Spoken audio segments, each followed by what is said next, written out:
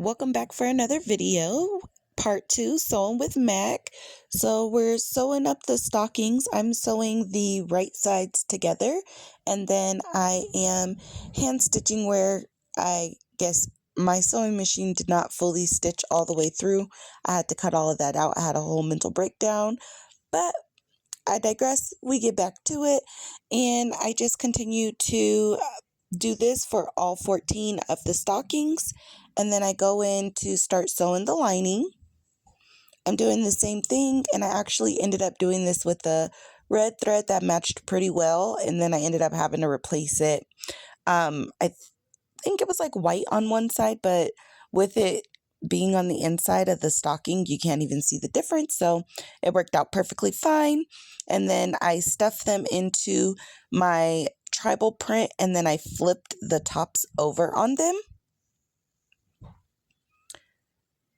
Once I got done sewing, I did trim up the seam allowance on there, just because I don't think we'll be making any alterations to these. Then I got on my Cricut and I printed off some buckle designs and letters for all of my nieces and nephews.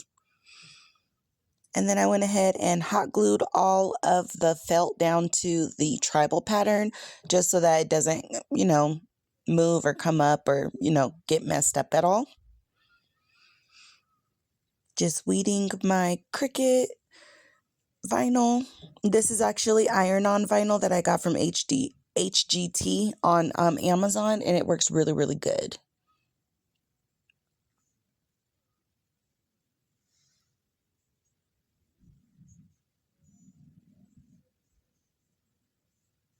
Then when I get done weeding out all of my designs, I had them stacked out so I could just go ahead and iron them all on there. I did try to iron them for as long as possible. I just used some parchment paper that I had, an old ironing board, and that's just like a little cloth I've been using that I was using to, add a little extra padding to the ironing board because it is super, super old.